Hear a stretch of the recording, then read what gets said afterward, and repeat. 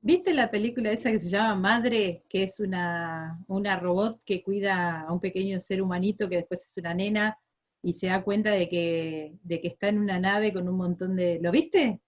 La No, tenés... no. Mirala, por favor, ¿Duele mirala. o...? No, está muy ¿Duele o...? buena, Sí. es para pensar, es Pero una ¿el peli... planteo es más comedia o más No, no, no, drama? el planteo es bastante ciencia ficción, pero posible. Para que se Sí, me sí. acaba la batería ahí. Ahí está. Estaba Como si fuera cargando. la mano que mece la cuna en versión robot, digamos. Está muy bueno, porque a lo último, esta criatura tiene que ser liberada al planeta para que se siga reproduciendo, porque se está acabando la vida. Y este Sí. robot fue hecho para dar lugar a que se vuelva a generar vida. Entonces tiene un Mm, montón de posibilidades, como si fuera que junta un óvulo y un espermatozoide y crea una vida en el momento que siente que ya estaría listo como para empezar a poblar de nuevo el planeta, pero la va criando ella, por eso se llama madre. Y la hija la toma como una madre y les va enseñando cuestiones, ¿viste? Cuestiones éticas, le va enseñando, está bueno porque eso me encantó, cómo un robot le enseñaba cuestiones éticas, le ponía situaciones en donde ella tenía que elegir por el valor, por los otros, antes que por sí misma, y sí. y se ve como ella en las pruebas va saliendo adelante hasta que llega un Mm, momento que el robot se da cuenta que la tiene que liberar, porque ella está apta para vivir ya en un planeta humano, porque tiene esa ética suficiente, pero también tiene que sí. llegar a la idea, la chica tendría que llegar a la idea, el examen final sería eliminar a ese robot, o sea, eliminar la producción de seres de esta forma. O sea que se vuelve todo un círculo que está muy bueno.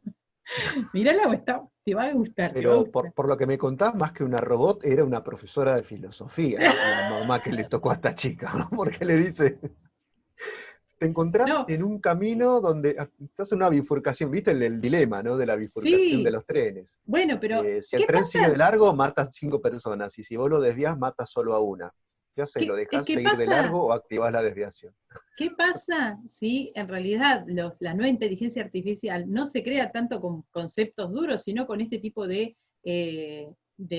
filosofía humana como para poder recrear situaciones y que el No creo, no alumno, creo. no sé. No creo. ¿Sabes por qué no? Esa Porque película va es el en esa onda. hemisferio, es que el hemisferio cerebral que trabaja con las abstracciones máximas es el derecho. Y eso un robot no lo puede hacer. El Y robot sí, puede llegar con toda la furia, para usar un porteñismo de ahora, a imitar el cerebro, el hemisferio izquierdo, que es el que se encarga del lenguaje, la ciencia, las leyes, pero exagerando, porque ya, ¿cómo se llama? Lingüista, Chomsky demostró que hay una gramática generativa, por lo tanto hay una capacidad creativa innata en el ser humano e irrepetible para una máquina. Lo que nos posibilita hacer, por ejemplo, estructuras sintácticas que jamás en la vida vamos a volver a usar y que jamás en la vida hemos escuchado de boca de otros.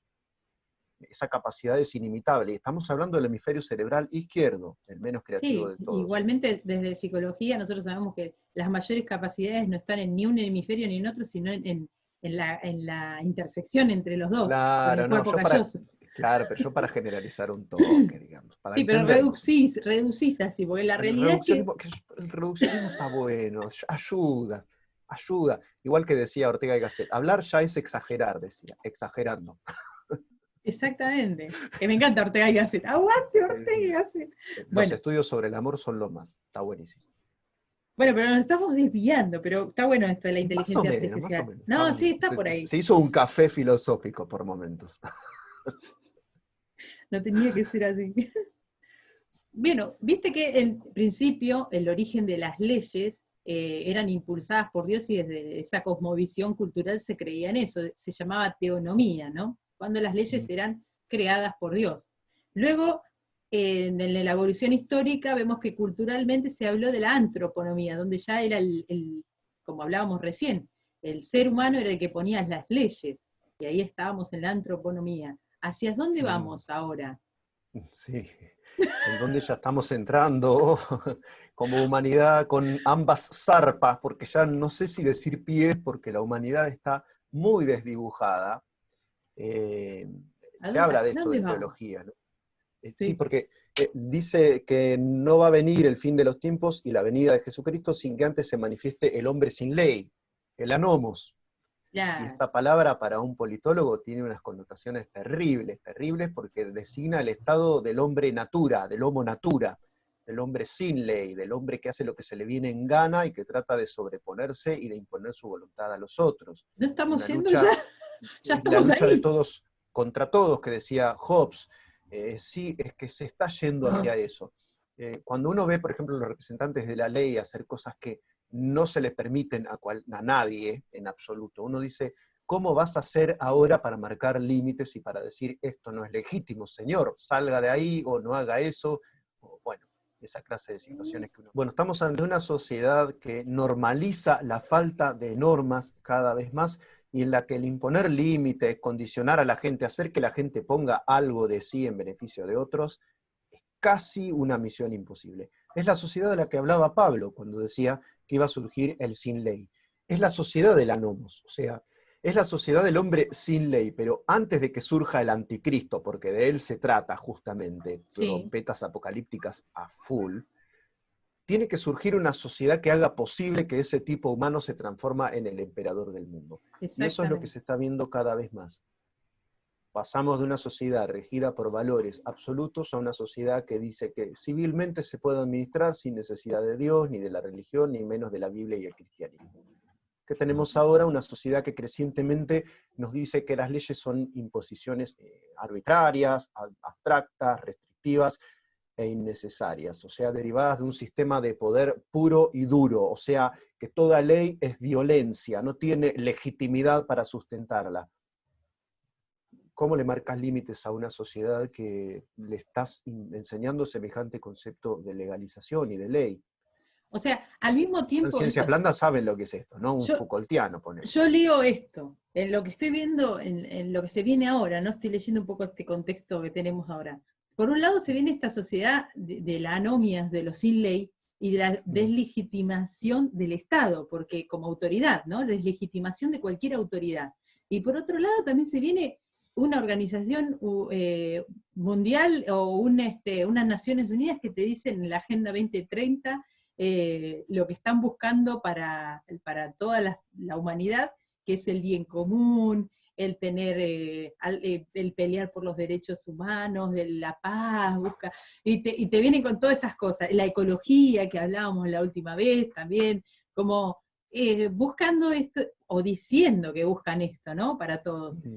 ¿Cómo es posible que ese doble discurso esté jugando? O sea, la desacreditación de los estados y al mismo tiempo como que se está poniendo cada vez más en autoridad este lugar, ¿no? De consenso mundial, global, entre todas las naciones, como reglas y leyes que para todas, para todos. Sí, lo mismo pasa en el plano religioso, el ecumenismo le pasa más o menos lo mismo que a Naciones Unidas, porque no van, no apuntan, no formulan su ataque, digamos, desde una trinchera de tipo ideológico.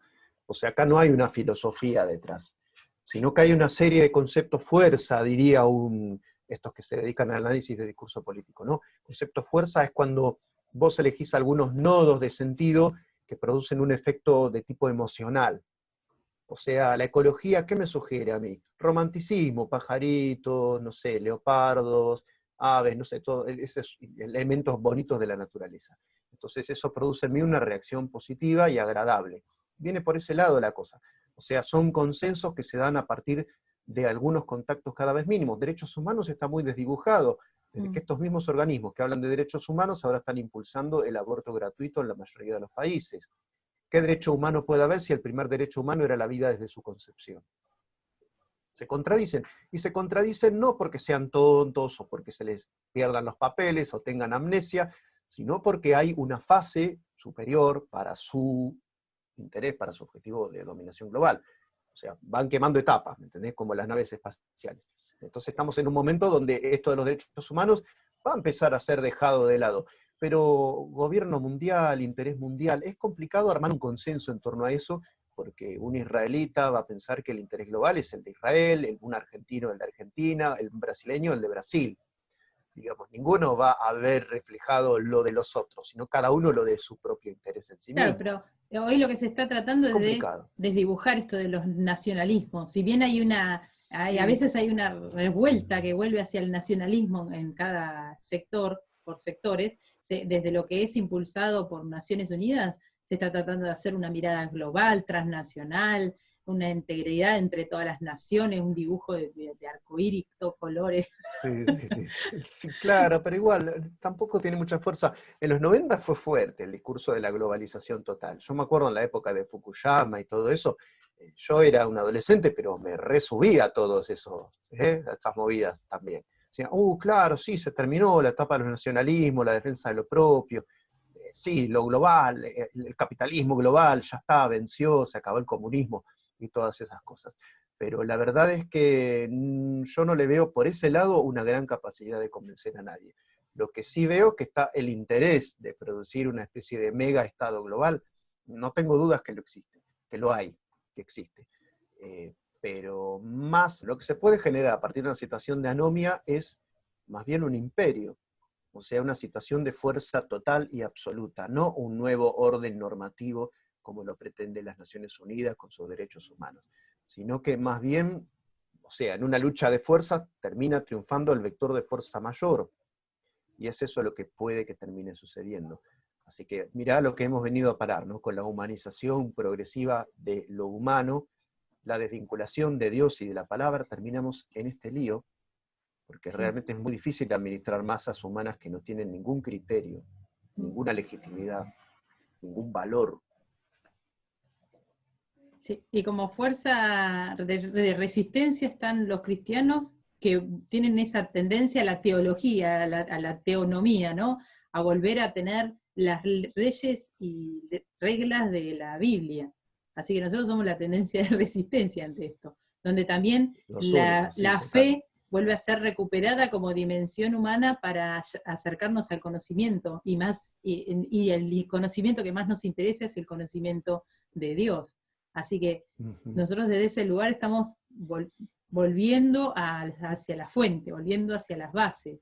Así que está complicado. Pero está bueno, ¿eh? Claro, pero la única fuerza de contra vos, fíjate que se había convocado para el 14 de mayo una reunión en Roma, 14 de mayo, fecha sumamente significativa, donde se recordaba el nacimiento del Estado de Israel.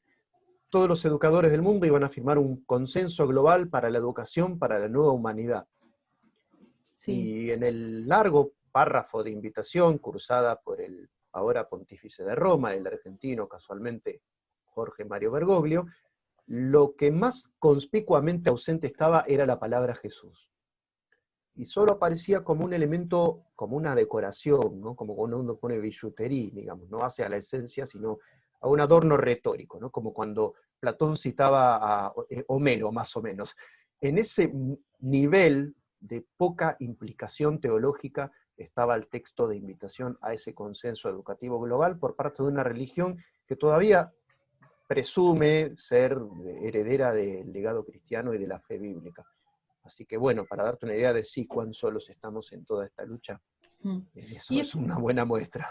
y pensando ahora un poco, viste que en ciertos momentos, no está escrito, se me ocurre, se me Sí. ocurre en ciertos momentos históricos estuvo el tiempo del oscurantismo, ¿no? Como esta represión hacia la cultura de buscar el conocimiento y de acceder al conocimiento, eh, Mm. y se hacía de un dogma, se hacía la posibilidad, o sea, se negaba la posibilidad que se accediera desde otro lugar al conocimiento, y se llamó a este tiempo histórico el oscurantismo, y después vino el Mm. iluminismo, en donde entra todo lo de la razón y donde se abren las posibilidades del acceso al conocimiento por medio de los lenguajes y de la imprenta, y se abre toda la posibilidad de nuevo acceso al conocimiento.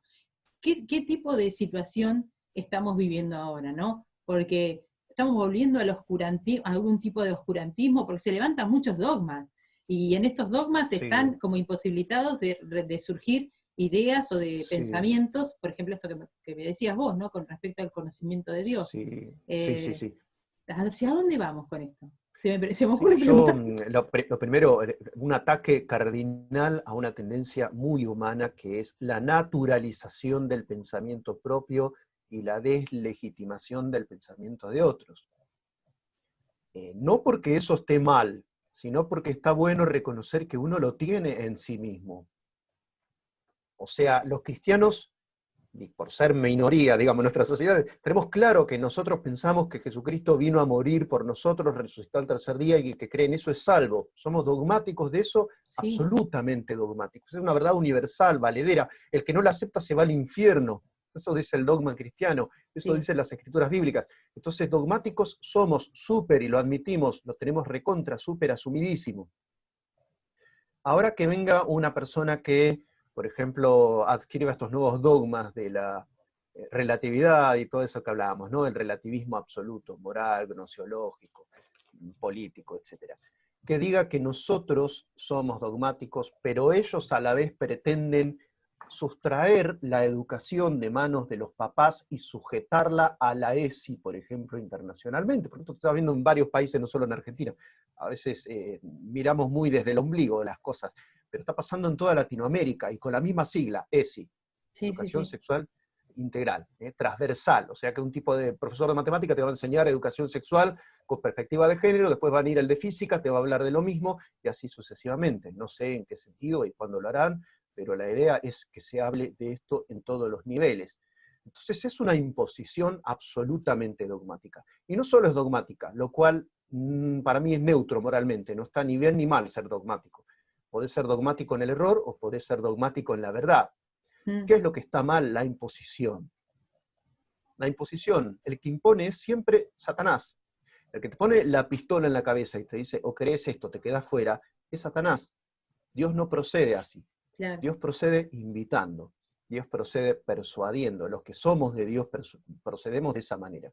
Invitando a la gente a cambiar de idea, llamándolos, exhortándolos. Incluso no les vamos a dar descanso, esto que lo sepan.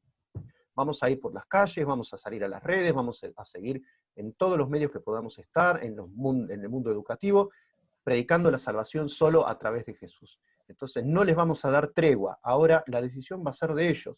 Nosotros no nos vamos a apoderar de ningún sistema represivo ni vamos a pretender imponerles nada. Porque eso es lo que ha venido haciendo históricamente Satanás y sus huestes a través de sus servidores terrenales. Así que una pequeñísima aclaración para que se entienda en qué sentido somos dogmáticos y en qué sentido no está bueno ser dogmático. Este mundo presume de no ser dogmático, ¿por qué? Porque naturaliza sus dogmas y hace que se vea como dogma lo que ellos no creen. Por ejemplo, lo que creemos los cristianos en este momento particular de la historia. Y en cuanto a qué se viene ahora, ¿vos qué decís que se viene? Oscurantismo, iluminismo, y ahora, Y oscurantismo del peor, porque es un oscurantismo que prescinde de Dios y no solo eso, lo ataca. O sea que ve en toda señal de dependencia de Dios y en toda apelación a la fe algo negativo, porque es absoluto y porque es universalmente valedero. O sea, ellos ven en la búsqueda de lo universalmente valedero algo ilegítimo y una especie de atropello a decisiones y a libertades individuales. Entonces, si los cristianos decimos, Dios es Dios acá, en la China, en Australia, en donde quiera, y cuando te mueras, seas de la cultura que seas, te vas a encontrar con el Dios judeo-cristiano que nosotros predicamos, eso a ellos les parece que es una especie de imperialismo conceptual, digamos. Así que es un ataque dirigido a Dios mismo como autoridad y a Dios mismo como concepto. se Dios viene es Dios porque es universal. la Claro, peor de las tinieblas. sí, porque es una tiniebla que resiste la salvación y que resiste la verdad de Dios. Mm. O sea, está todo prediseñado y es un súper dogma, es sumamente dogmático. Tiene un sistema, un método de, entre comillas, validación, que todas las validaciones terminan en autovalidación. Esto está bueno de analizar A mí también. me llama la No atención, hay, sí, claro, no hay ninguna posición ni filosófica ni científica que no termine diciendo esto es verdad porque es verdad en algún punto. Y ahí en común todos, cristianos, científicos, posmodernos. pero bueno, Claro, es la circularidad. Toda explicación llega a un momento en donde es circular, lo que decíamos del presuposicionalismo. O sea, hay un punto de toda explicación teológica, científica, del tipo que fuere, donde mitológica, religiosa, etcétera, hay un punto donde dice, esto es así porque es así, y listo, y se acabó. Todos los tienen, son como puntos ciegos, digamos así, por eso las ciencias tienen esta cosa de estar constantemente sujetando sus propios principios a una constante actitud crítica. Pero mentira, o sea, digamos, supuestamente lo hacen, pero Claro, no lo hacen, digamos. claro. Por eso, cuando salió la teoría cuántica, dijo Einstein, Dios no juega a los dados, o sea, déjense de embromar. Lo que están diciendo es una gran pavada desde mi paradigma, vayan a cantarle ese cuento a otra persona, Mm. digamos. O sea, porque se estaba parando desde otro paradigma, de otro axioma que era incompatible, como diría Kuhn, inconmensurable con el que él sostenía. Y todos tenemos eso. Y O sea, justamente hablamos hoy de la actitud dogmática. Dogmatismo tenemos todos. Lo que pasa es que los cristianos lo reconocemos y la gente no cristiana no lo reconoce.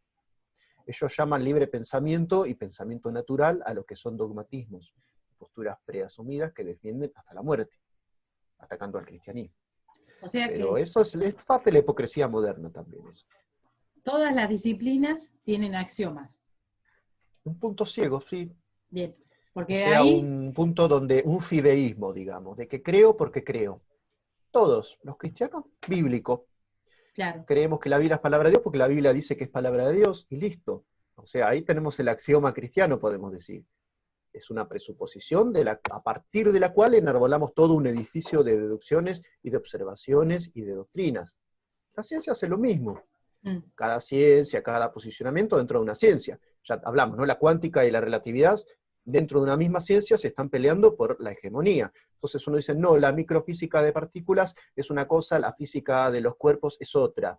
Y un poco que deslindan así y se reparten los terrenos en base a eso, pero la verdad es que se pelean dentro de ciencias también, porque tienen bien, axiomas y presupuestos diferentes, y bien, que no pueden dialogar entre sí, no admiten una traducción del uno al otro.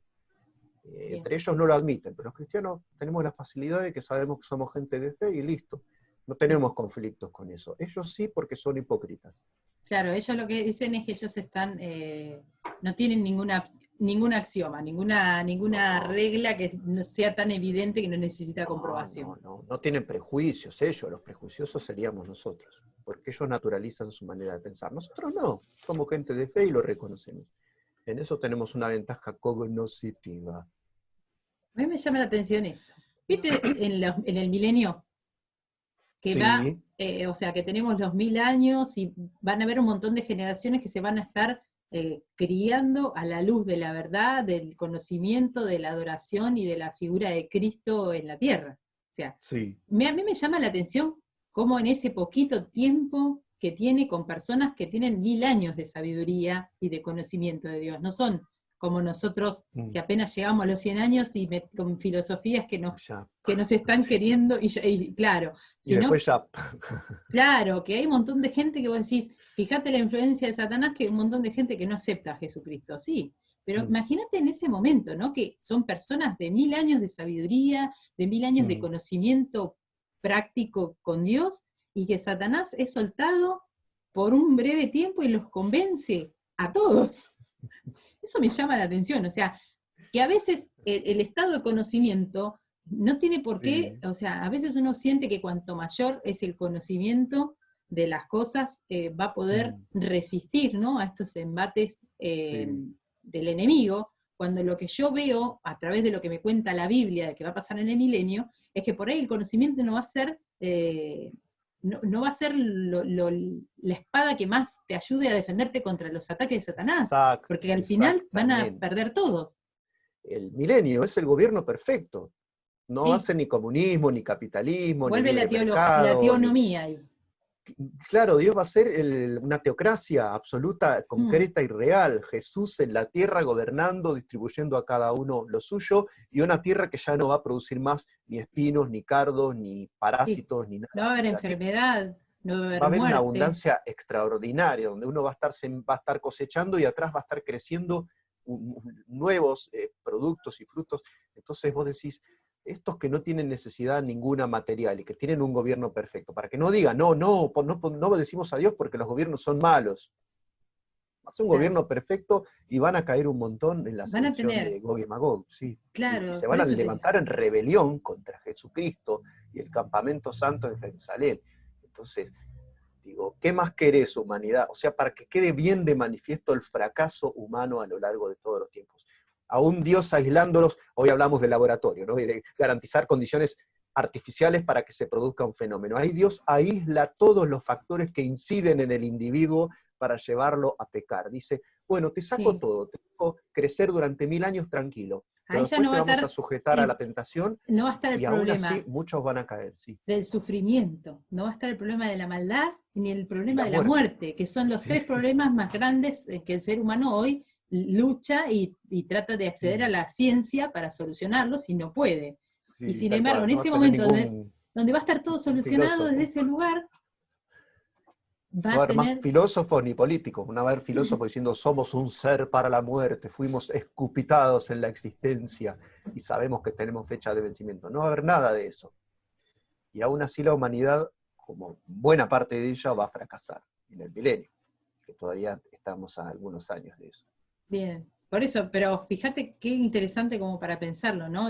Hasta desde nuestra posición como cristianos, para saber cómo pararnos, ¿no? Porque si hoy sabemos que la herramienta que más se necesita, ¿no? Y si nosotros tenemos varias herramientas para acceder al conocimiento de Dios y privilegiamos por ahí el conocimiento, bíblicamente nos está mostrando que es una herramienta que, aún en un contexto y en un laboratorio súper cuidado, sería una herramienta que falla, Sí, fallida para el ser humano. sí, Tenemos que totalmente. volver a la fe. Es que la fe expresa dependencia intelectual y entrega. La fe es una cesión de soberanía. Esto es hermoso para que lo sepa un filósofo que cuestiona que la fe es heteronomía. Sí, es heteronomía, por supuesto. La fe es creer en un enunciado formulado por Dios, porque lo dijo Dios.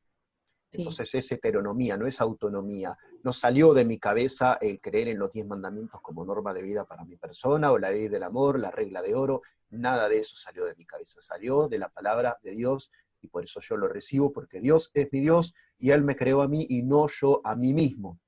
Entonces es heteronomía, sí, pero un filósofo tiene que saber que es esa norma de fe a la que yo me entrego, una cesión de soberanía que yo hago voluntariamente y que Dios quiere que yo haga voluntariamente. Entonces yo fui comprado por Cristo, yo me entrego incluso intelectualmente a lo que Cristo me diga. Y eso es la fe, es una respuesta, también involucrado lo intelectual, a un llamado de Dios a creer en Él y a depositar nuestra vida en sus manos. Somos de Él, Él nos compró, somos suyos, ya no somos nuestros. Entonces, esto de heteronomía versus autonomía ya no cabe porque somos de Dios, y por supuesto que Dios legisla lo que es suyo y le pertenece a Él. una de las primeras cosas que hay que creer o que entender, ¿no? Para acercarse a Dios es creer que existe. Una de las primeras cosas, el primer paso para acercarse a Dios. Así que dentro de lo que es el conocimiento sería el primer paso del conocimiento hacia Dios, es creer que existe. Desde ahí, nosotros por ahí en estas conversaciones, ¿no? Tratando de poder hablarle a aquellas personas que todavía no creen que existe Dios, que es el primer paso. Después de ahí en adelante están los otros, y donde tenés la posibilidad de acceder por fe a un montón de cuestiones, pero sería uno de los primeros pasos de conocimiento.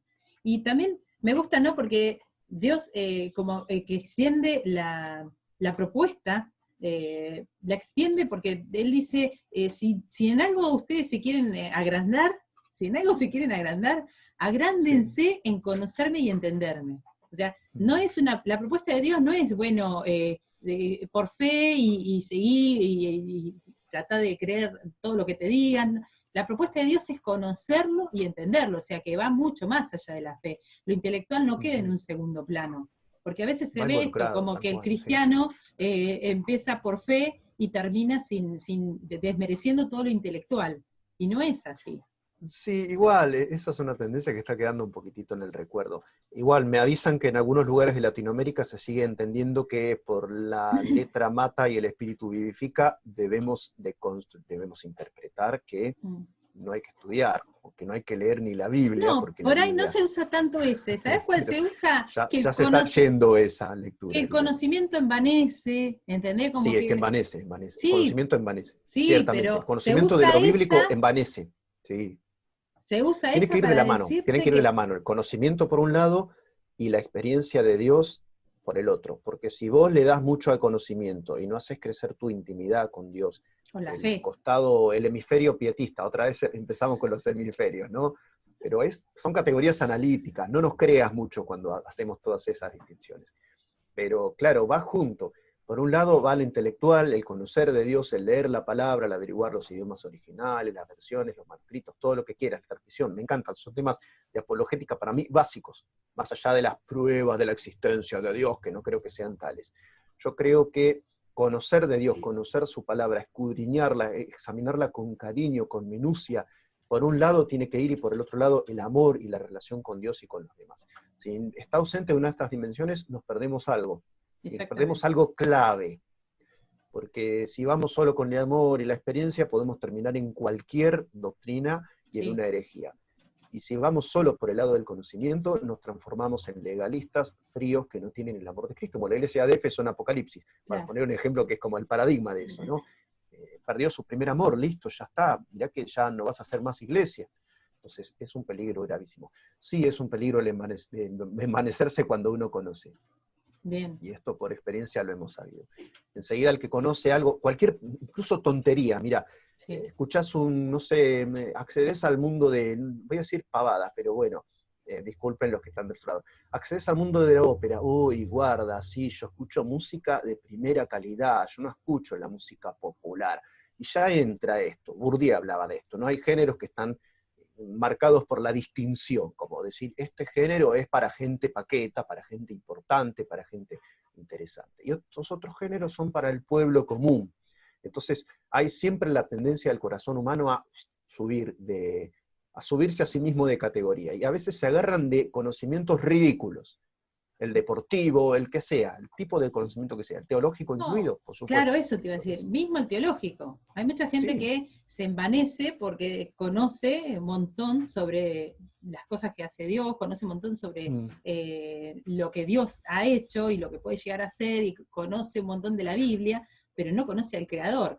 Creo que ahí se perdió de conocer lo mejor, ¿no? Es como aquella persona que estudiando, no sé, cualquier cosa, cree que conoce todo y no conoce al diseñador o al creador, no conoce a la persona. Así que eso es una parte importante, ¿no? Sí, lo primero es que los cristianos, esto lo habrás visto seguramente en las redes sociales, toda la memética evangélica nos expresa y es una radiografía que a veces me da mucha vergüenza. Esto de acusarse los bandos mutuamente de ignorancia teológica a mí me da por la cabeza. Porque podés conocer y aceptar una idea o no conocerla y no aceptarla porque no se te da la gana. Hay matices dentro de la fe que no tenemos por qué compartir todos. Hay que permitirnos pequeños disensos dentro de las iglesias de una vez por todas. Como pero nosotros. Sí a esos puntos donde, claro, pero no tenés que pensar lo mismo, no hace falta. Se puede pelear. Vamos a pensar lo mismo. Es que están los gustos, a mí me gustan los deportes y a otro no, a veces me gustan y a veces no, según. Digamos, son hasta cuestiones de subjetividad, de gusto, de qué sé yo, cuántas cosas, de historia personal, pero el apóstol Pablo, o sea, no era Sproul, no era un Pink, no era un teólogo cualquiera de por ahí, fue el redactor de, no sé, 2/3 partes del Nuevo Testamento. Y Dios le tuvo que enviar un aguijón en la carne para bajarle la espuma, porque él realmente lo consideró así, él lo confesó así, eso lo podía llegar a engrandecer desmedidamente en su propio concepto. Entonces el peligro de envanecerse por el conocimiento es sumamente real. Y de hecho la Biblia nos advierte de que nadie tenga un mayor concepto de sí mismo del que debe tener. O sea, nos llama a un equilibrio constante en cuanto a envanecerme, no tanto por el conocimiento, porque por ahí hay gente que se envanece por otra cosa, ¿no? Pero a bajar personalidad. Creo que cuanto uno más reconoce la soberanía de Dios, uno puede realmente ponerse en su lugar de humildad, en el lugar que le corresponde, ¿no? Pero cuanto más uno conoce sobre Dios, es mucho más el lugar de humildad que le queda a uno por tomar. O sea, no hay posibilidad de envanecerte frente al conocimiento de Dios. Creo que no estás conociendo nada de Dios si te estás envaneciendo, me parece a mí, ¿no? Creo que ese no es el conocimiento. Como contrapartida, esto es bravo, pero como contrapartida, es muy probable que necesites algún tipo de llamada de parte de los acontecimientos para que adviertas cuán menesteroso sos de Dios. Entonces, A mí hay me como una gusta correlatividad ahí de las eso dos que por cosas. ahí Pablo dice que se cree que sabe algo, no sabe nada, lo que creía que Todavía no sabía no es sabe cómo debe nada. saberlo, Claro, exacto. está bueno porque también es un llamado a no envanecerse en ningún conocimiento, en ningún tipo de saber.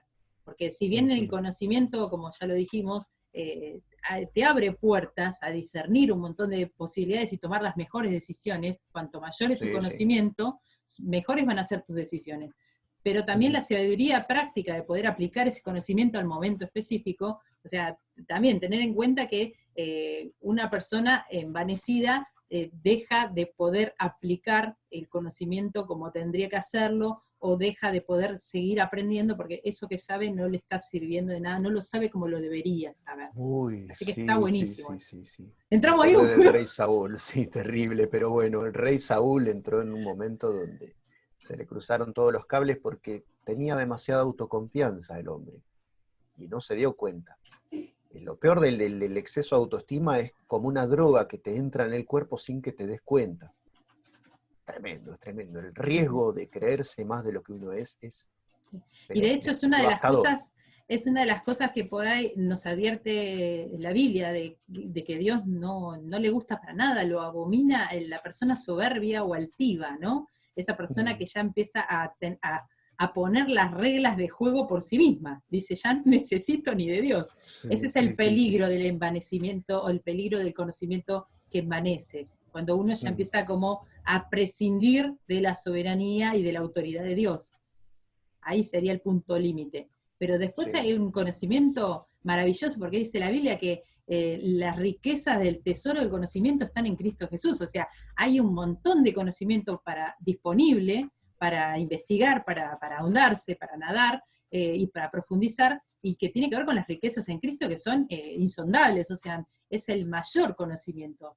Así que creo que también por ese lado hay una posibilidad para aquella persona que le gusta lo intelectual, ¿no? Así como le sí. gusta la fe, y está bueno que uno pueda desarrollar la fe en su camino cristiano, también hay una arista que es más intelectual, y uno a veces está, a mí por ejemplo es una arista que me gusta, la parte intelectual, ¿por qué no? Y a mí me gusta Sí, cuando la Biblia me dice que hay un insondable riquezas del conocimiento. Yo digo, me quiero meter ahí, ya por que son supuesto, sí. por eso hay posibilidades. Lo que creo que contamina este conocimiento y la sabiduría de poder aplicarlo bien es ese envanecimiento que hablábamos recién, el altivo, la soberbia o esto de independizarse de Dios.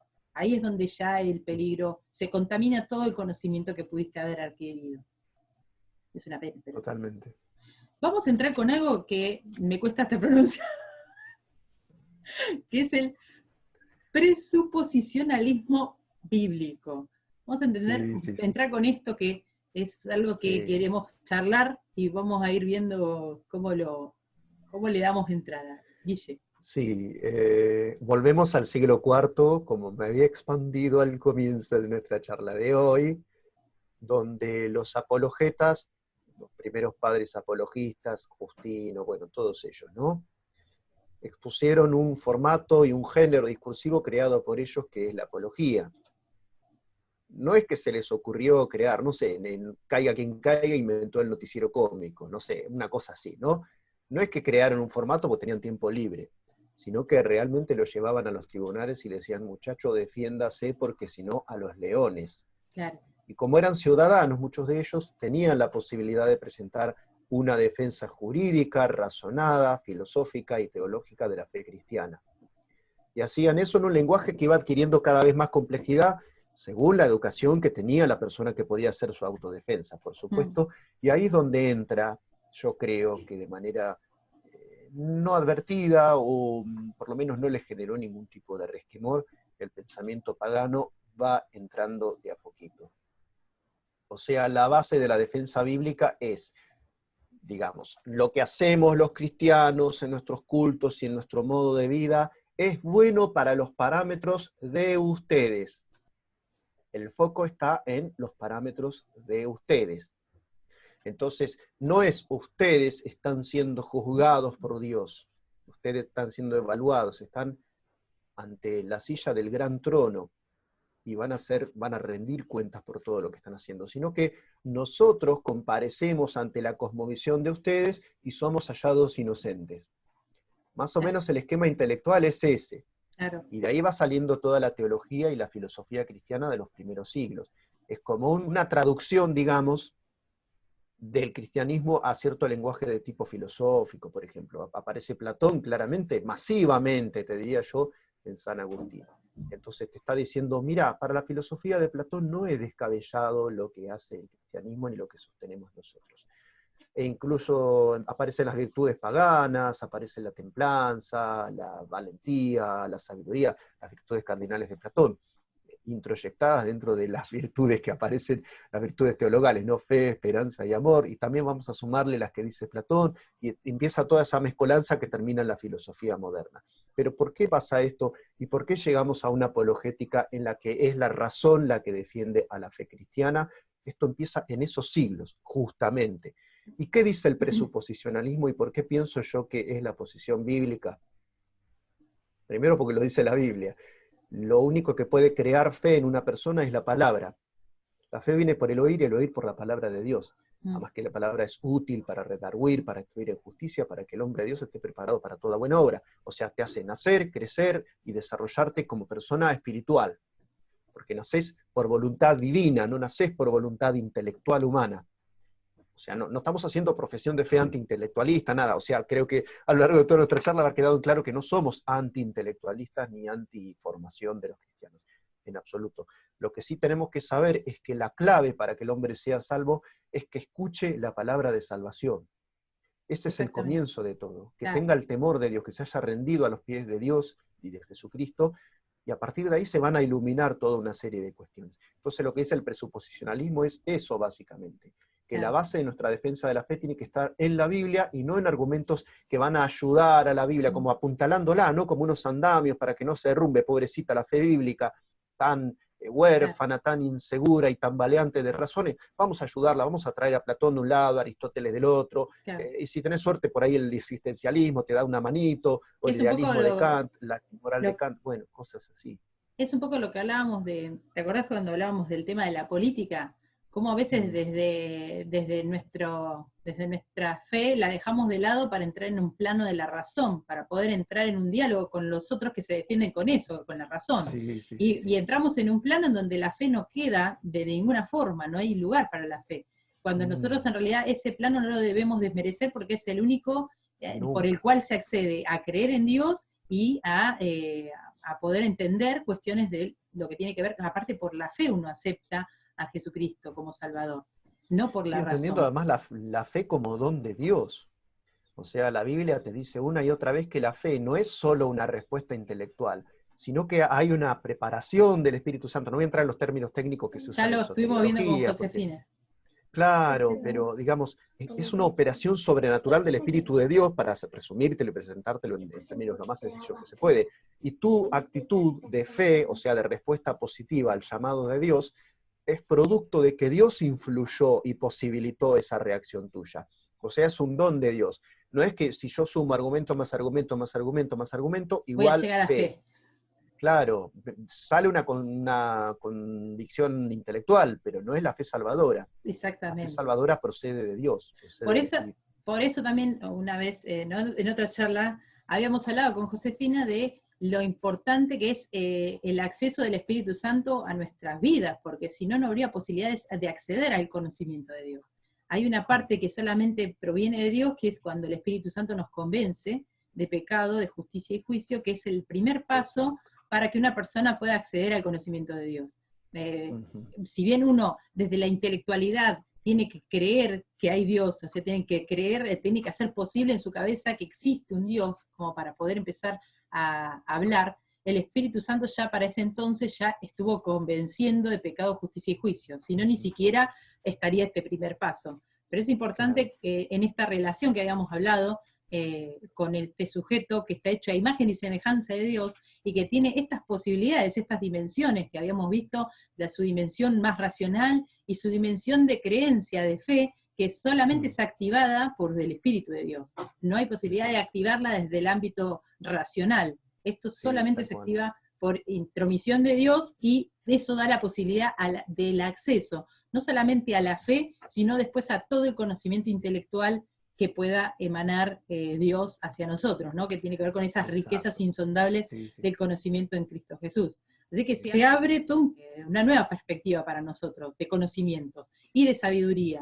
Así que la verdad es impresionante. Y así como uno entra en este plano de dimensión en la cual uno puede descubrir tantas cosas a nivel conocimiento, también uno puede quedar fuera de esto por negar la parte de la fe que es tan necesaria, ¿no? Donde uno empieza a perder ese concepto que habíamos hablado, el autoconcepto empieza a subir demasiado, se envanece, o deja de lado todo lo que tiene que ver con lo espiritual, este conocimiento envanecido se transforma en una soberbia que te saca del plano de esta dimensión, y todo lo que habías creído conocer hasta ahora no te sirve de nada. Así que está bueno desde ese lugar no perder un poco que las reglas del juego están dentro del plano bíblico para acceder al conocimiento de Dios, ¿no? Que no se puede hacer una teología prescindiendo del Creador. Acá estoy haciendo como un resumen. Sí.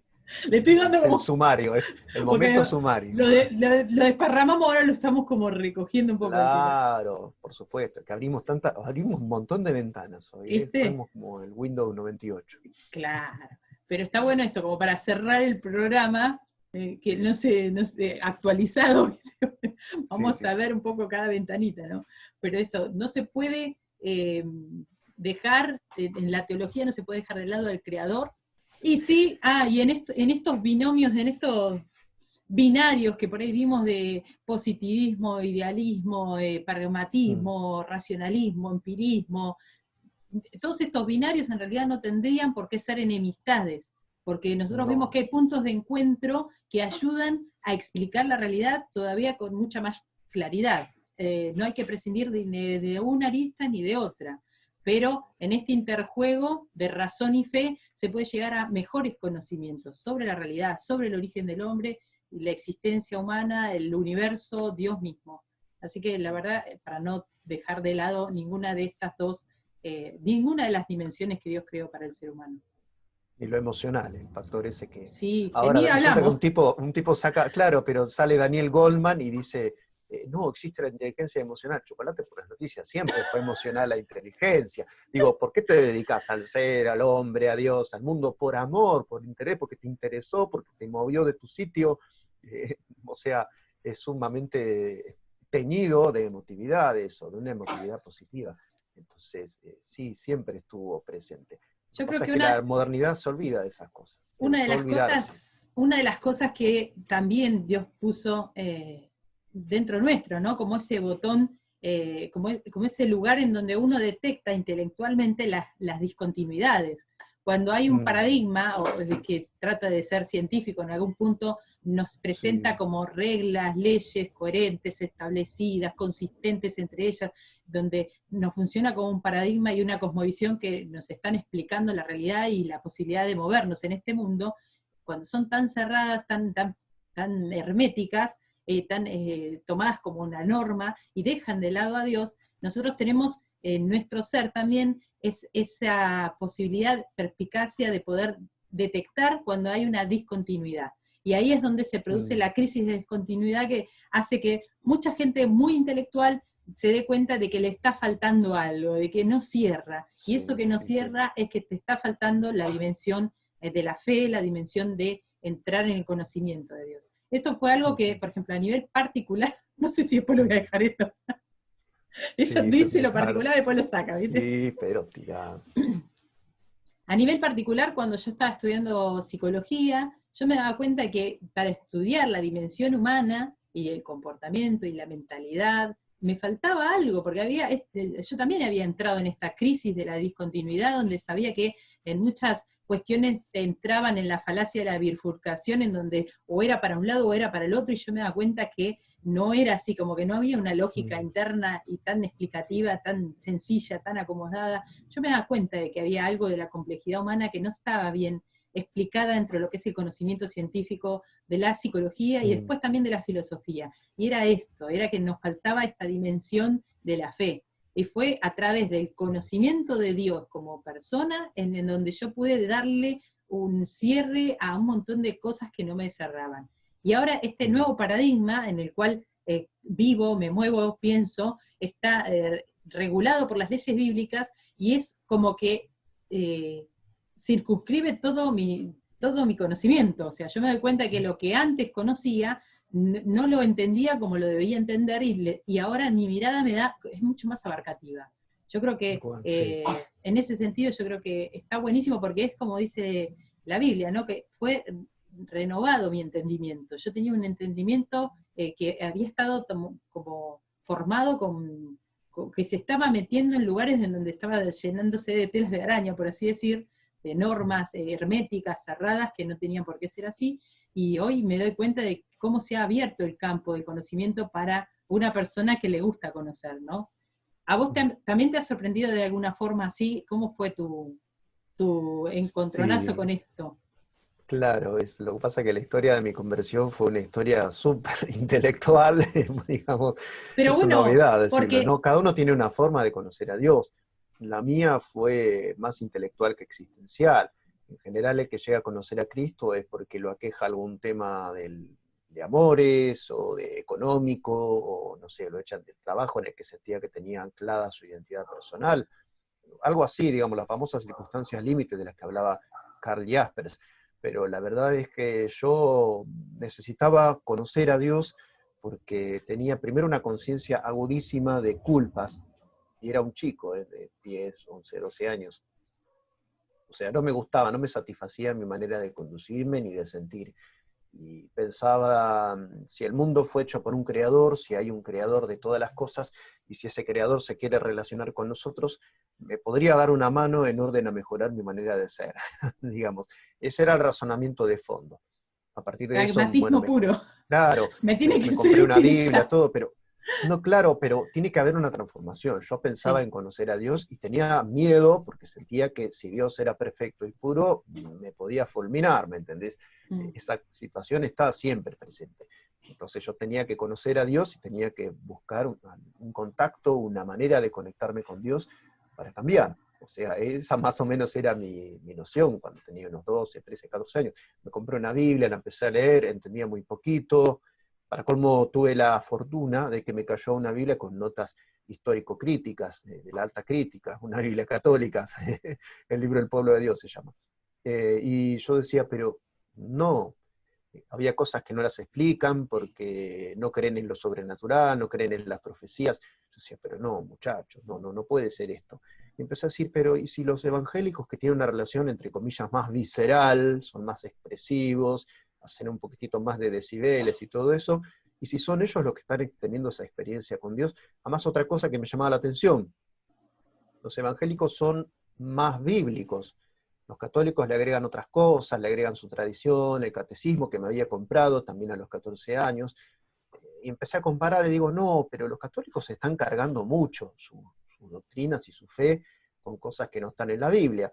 Y así fue como empecé a preguntar y llegué a la iglesia evangélica. O sea, fue como una cosa tipo como un Sherlock Holmes, ¿no? Que iba con la lupa por la vida hasta que di Vos con un grupo estabas, de gente que vos estabas buscando una sí, relación personal con este una creador. relación O sea, personal con un vos, Dios, claro, claro, sí, vos en principio entendiste que existía un Dios, ¿sí? sí, Y que también obviamente ahí está el Espíritu Santo, ¿no? Para convencerte. Luego tu búsqueda fue más, bueno, quiero esta relación, pero fue más buscar la relación con el Creador.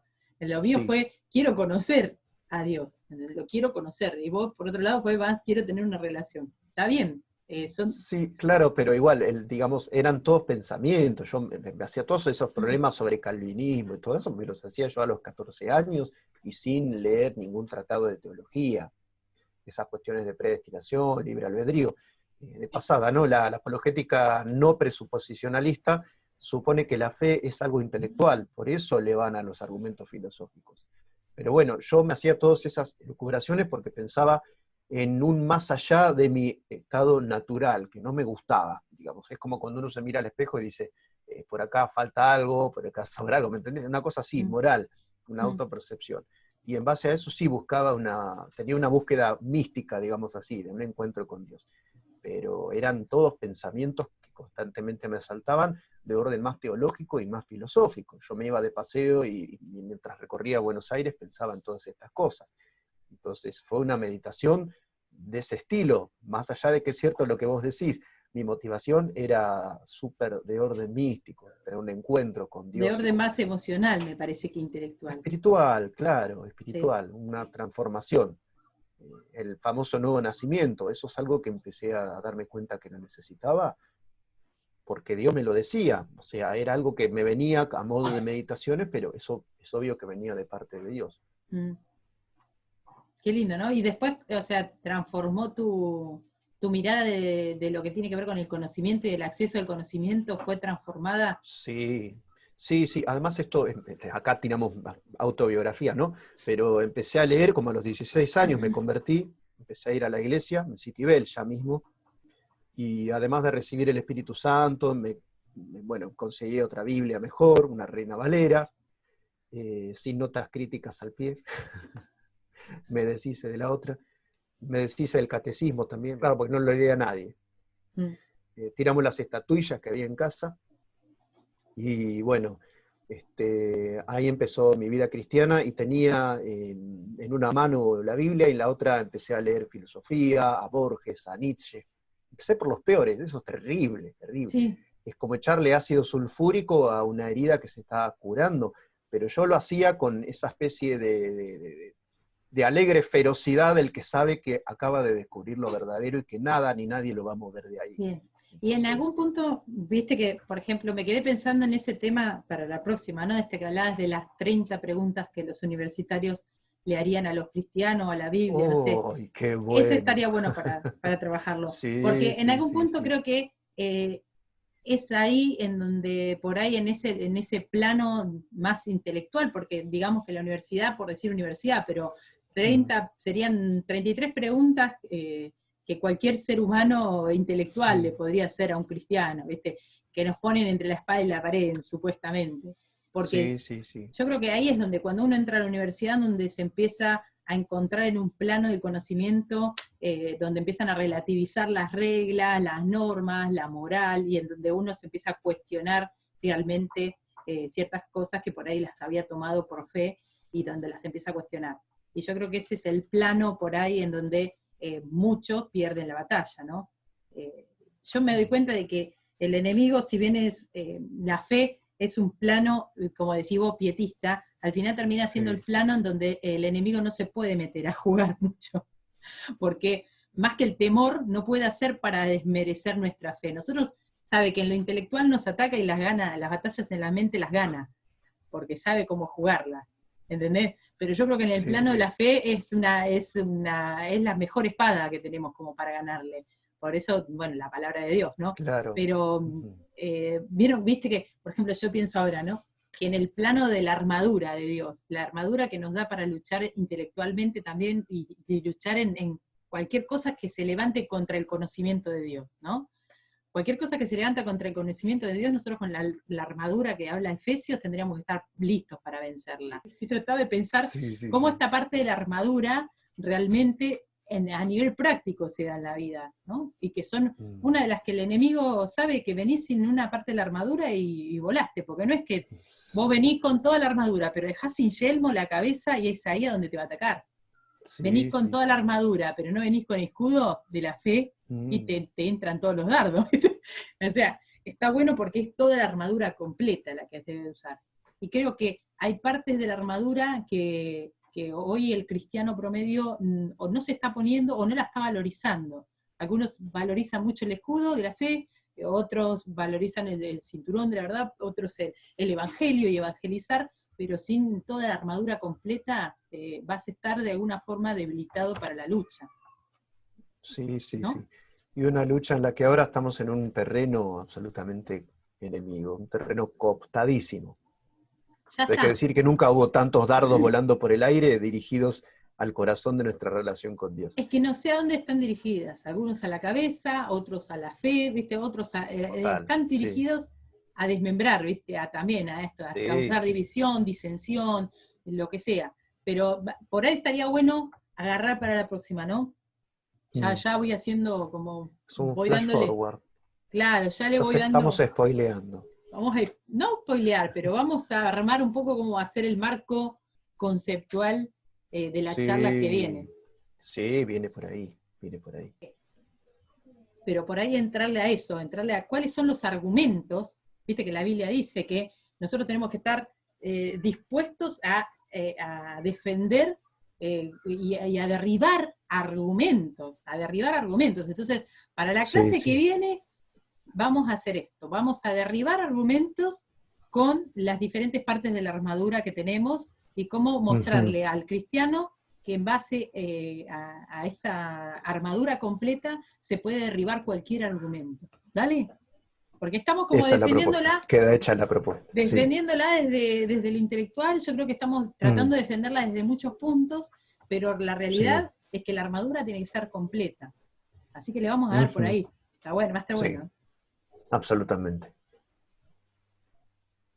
Escuchá, una de las cosas que hago yo con los chicos de filosofía es entrar a, viste que está EviBot y el BoyBot, que son programas de computadora que son robóticos, que vos les haces preguntas y te responden, ¿no?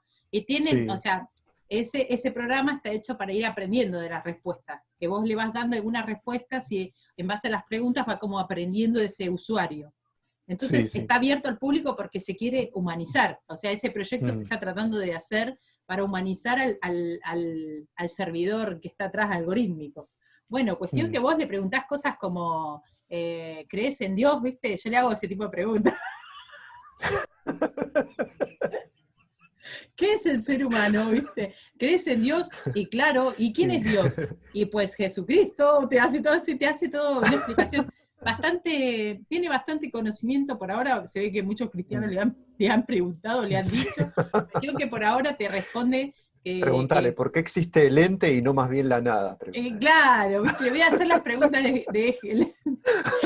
Sí. Está puesto, existencialismo, ¿no? Está puesto en el programa en esa parte, en el existencialismo. Yo ahí les voy mostrando cómo desde una entrevista con un robot hay cuestiones existenciales como que quedan como se quedan así trabados.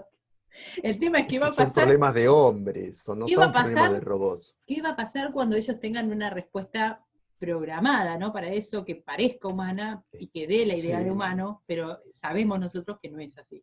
Así que bueno, yo lo llevo a ese plano, ¿viste? Como a darse cuenta de que está bueno ver qué tipo de respuesta te puede dar un robot. Y les hago entrevistas a Evi y a BoyBot. Las grabo y después las edito.